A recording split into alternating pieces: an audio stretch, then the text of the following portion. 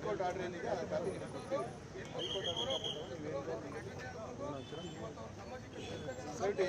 Sir ಈಗ ಕಳೆದ ಬಾರಿನೂ ಹಂಗೆ ನಮ್ಮ ಒಂದಷ್ಟು ಸಂಘಟನೆಗಳ ಮುಖಂಡರಿಗೆ ಇಂಜೆಕ್ಷನ್ ಆಡೋದ್ರಿಂದ ಹೊರಗಡೆ ಬಿಟ್ಟಿಲ್ಲ, ಅದು ಸುಳ್ಳು ಹೇಳಿದ್ದಾರೆ ಸರ್. ಹೈಕೋರ್ಟ್ ಆರ್ಡರ್ ಕಾಪಿ ಕೊಟ್ಬಿಡಿ ಸರ್. ನೀವು ಇಲ್ಲಿ ಬಂದು ನಿಮ್ಮ ಆಫೀಸರೇ ಒಬ್ಬರು ಬೆಳಗ್ಗೆ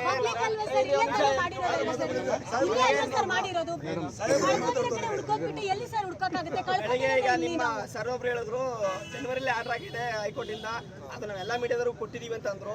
ಮೀಡಿಯಾದವರು ಎಲ್ಲ ಇಲ್ಲ ಇದ್ದಾರೆ, ಯಾರ್ಯಾರು ಒಬ್ರು ಕೊಟ್ಟಿದ್ದಾರೆ ಕೇಳಿ ಸರ್.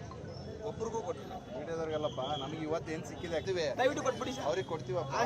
ಅವ್ರಿಗೂ ಕೊಡಿ ಸರ್, ನಮಗೂ ಕೊಡಿ ಸರ್. ನೀನು ಇಲ್ಲಿ ಈ ತರ ಕುತ್ಕೊಂಡು ಪ್ರತಿಭಟನೆ ಮಾಡಂಗಿಲ್ಲ. ಅನ್ಯಾಯ ಆಗಿರೋದಿಲ್ಲ ಸರ್. ಪ್ರತಿಭಟನೆ ಮಾಡ್ಲಿಕ್ಕೆ ಸರ್ ಅನ್ಯಾಯ ಗೊತ್ತೇ ಸರ್, ನಾವು ಪ್ರತಿಭಟನೆ ಮಾಡಿದ್ವಿ ಸರ್. ಅನ್ಯಾಯ ಇಲ್ಲಿ ಆಗಿದೆ ಸರ್. 16 ವರ್ಷ ಇದಲ್ಲ ಸರ್. ಯಾರು ನ್ಯಾಯ ಸಿಕ್ಕಿಲ್ಲ ಸರ್, ಯಾರು ಮುಖ್ಯಮಂತ್ರಿಗಳು ಸಹ ಗೊತ್ತಿಲ್ಲ. ಎಲ್ಲೇ ನ್ಯಾಯ ಇದೆ ಅಲ್ಲಿ ಕೂತ್ಕೊಂಡ್ರೆ ನಮಗೆ ನ್ಯಾಯ ಸಿಗುತ್ತೆ. ಒಳ್ಳೆಯ ಮುಂಚೆ ಗೊತ್ತಾಗಿರೋ ಸರ್ ನಿಮ್ಮಂದ್ರೆಲ್ಲ ಕೇಳ್ಕೊಂಡು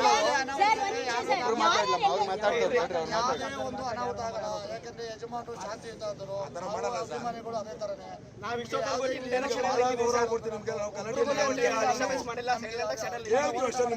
ನ್ಯಾಯ ಸಿಗುತ್ತೆ. ಅನ್ಯಾಯ ಎಲ್ಲ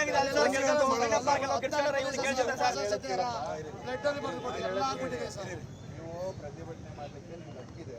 ಪ್ರತಿಭಟನೆ ಮಾಡಲಿಕ್ಕೆ ಅಂತಾನೆ ಹೈಕೋರ್ಟ್ ಫ್ರೀಡಮ್ ಪಾರ್ಕ್ನ ಕೊಟ್ಟಿದೆ. ಏನೇ ಪ್ರತಿಭಟನೆ ಮಾಡಿದ್ರೆ ಅಲ್ಲಿ ಮಾಡಬೇಕು. ಸರ್ ಅನ್ಯಾಯ ಆಗಿರೋ ಜಾಗದಲ್ಲಿ ಮಾಡಬೇಕು ಸರ್.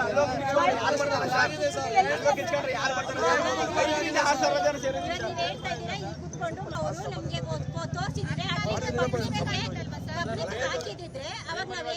ನಾವೇನ್ ನಿರ್ಧಾರ ತುಂಬಾ ಸೂಕ್ಷ್ಮ ಪ್ರದೇಶ ಆಗಿರೋದ್ರಿಂದ ಹೊಡೆದಾಕಿದ್ದಾರೆ ಅಂತಂದ್ರೆ ಹಾಗಾದ್ರೆ ಅವ್ರಿಗೆ ಏನು ಶಿಕ್ಷೆ ಇಲ್ವಾ? ಅಟ್ಲೀಸ್ಟ್ ಒಂದು ಅಭಿಮಾನಿ ಸಂಘಟನೆ ಯಾರು ಯಾವ ರೀತಿ ಸರ್ ಅನ್ಯಾಯ ಆಗಿದೆ? ಜಾಗ ಅವ್ರದೇ ಆಗಿರ್ಬೋದು ಸರ್, ಜಾಗ ಅವ್ರದೇ ಆಗಿರ್ಬೋದು. ಈಗ ಆ ವಿಚಾರದ ಬಗ್ಗೆ ನಾವು ಮಾತಾಡೋದಿಲ್ಲ. ಹೈಕೋರ್ಟ್ ಆರ್ಡರ್ ಇದೆ, ಅದನ್ನ ತಗೊಂಡು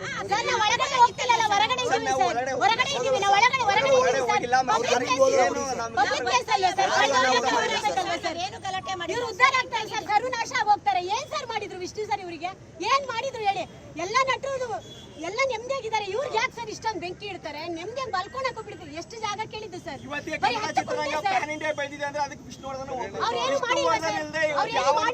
ಹೋಗಿಲ್ಲ.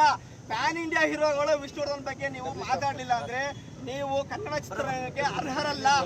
ದಯವಿಟ್ಟು ನೀವು ನಿವೃತ್ತಿ ಪದ ಕೂತ್ಕೊಳ್ರಿ. ಒಬ್ಬರು ಯಾರು ಇಲ್ಲ ಬೇಡ ಸರ್. ಕಲಾವಿದ್ರು ಒಬ್ರು ಇಲ್ಲ ಹೋಗಿ ನೋಡಿ. ರಾಜಗೌಡ ಸರ್ ಎಲ್ಲಿ ಸರ್? ಅವ್ರು ಹೇಳಿದ್ರಲ್ಲ ಸರ್, ಹೌದು ಸರ್ ಕನ್ನಡ ಅವ್ರ ಸ್ಟೇಷನ್ ಅಲ್ಲಿ ಇದ್ದಾರೆ.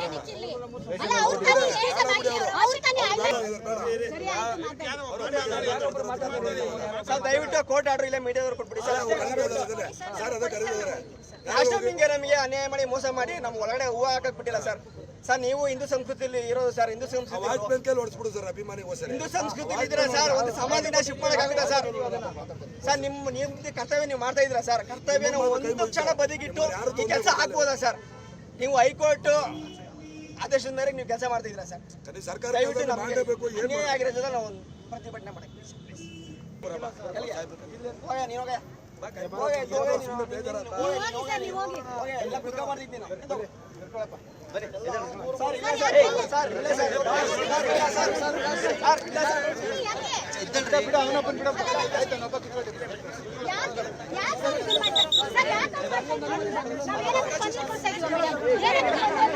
ಹೋರಾಟ ಮಾಡಿ ಸರ್. 3 ಬಾರಿ ಆಗಿದೆ ಸರ್. ಪ್ಲೀಸ್ ಧ್ವಂಸ ಸರ್.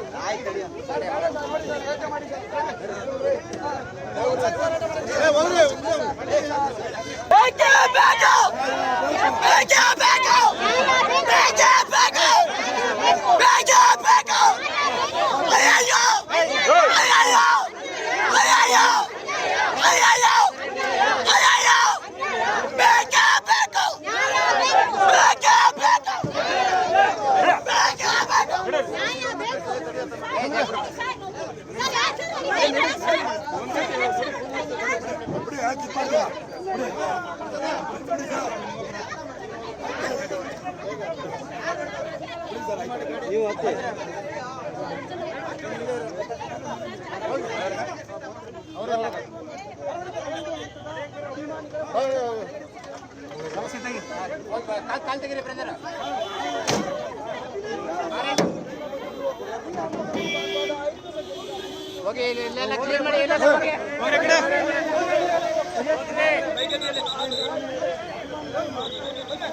ಸಮಾಧಿಯನ್ನ ತೆರವು ಮಾಡಿದ್ದಾರೆ.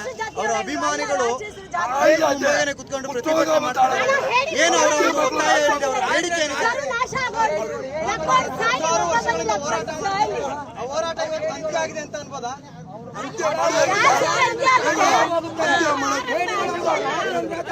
ಅಂತ್ಯ ಮಾಡಕ್ ಮಾಡಿದ್ದಾರೆ ಅಲ್ವಾ? ಅಭಿಮಾನಿಗಳು ಸುಮ್ಮನೆ ಕೂತ್ಕೊಳ್ಳಲ್ಲ. ಯಾಕೆಂದ್ರೆ ಇದು ಕಳ್ತನ ಮಾಡ್ಕೊಂಡು ಕತ್ಕೊಂಡು ಹೋಗ್ಬಿಟ್ಟವ್ರೆ. ರಿಯಲ್ ಕತ್ಕೊಂಡು ಹೋಗಿದ್ರೆ ನಾವು ಕನ್ಸೊಂತಿದ್ದೋ ನಮ್ಮ ಮಕ್ಕಳು ಕಳ್ತನದಲ್ಲಿ ಹೋಗಿರೋದು. ಅದಕ್ಕೆ ಏನ್ ಮಾಡೋದು? ಕಳ್ತನ ಆಗಿದೆ, ಇಂಥ ಸಾಹೇಬರುಗಳಿಗೆಲ್ಲ ವಹಿಸ್ಬಿಟ್ಟು ಏನೋ ಒಂದು ಹಿಡ್ಕೊಡಿ ಸರ್ ಅಂತ ಹೇಳ್ಬೇಕು. ಅಂತಲ್ಲ ಇಟ್ಕೊಂಡಿದ್ದಾರೆ. ನಮ್ಮ ಸಾಹೇಬರುಗಳು ಬಹಳ ಒಳ್ಳೆಯವರು. ನಮ್ಮ ಕರ್ನಾಟಕದಲ್ಲಿ ಇರೋ ಡಿಪಾರ್ಟ್ಮೆಂಟ್ ಅಲ್ಲಿ ನಂಬರ್ 1 ನಮ್ಮ ದೇಶದಲ್ಲಿ ಹಿಡ್ಕೊಡ್ತಾರೆ ಕಳ್ಳರನ್ನ.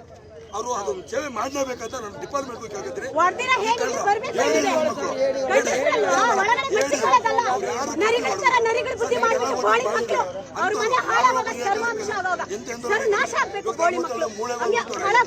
ಇರಿ ಮೇಡಮ್, 20-30 ವರ್ಷ ಸತ್ತಿರೋ ಮೂಳೆಗಳು ಹುಡುಕ್ತಾರೆ. ಇವತ್ತು ರಾತ್ರಿ ಆಗಿ ಹುಡುಕಕ್ಕಾಗಲ್ಲ ಸರ್. ಕ್ಯಾಮ್ರಾಗಳವೆ ಎಲ್ಲವೇ ಅದಕ್ಕೆ ಹುಡುಕೋದಲ್ಲ, ಮಾಡ್ಕೊಡ್ಬೇಕು ಅವರು. ಇದೊಂದು ಸೇವೆ ಮಾಡಿಕೊಟ್ರೆ ಅವ್ರಿಗೆ ತುಂಬಾ ನಮಸ್ಕಾರ ಆಗುತ್ತೆ. ಆಮೇಲೆ ಇಷ್ಟು ಸರ್ದು ಅವ್ರದ್ದು ಸಾಪ ಅಂತೂ ತಡೆಯಲ್ಲ. ಅವ್ರ ಮನೆ ನಾಶವಾಗಿ ಹೋಗ್ಬಿಡ್ತದೆ.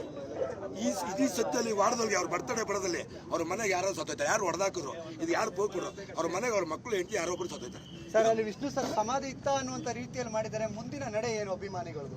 ನಮ್ಗೆ ಜಾಗ ಬೇಕಂತ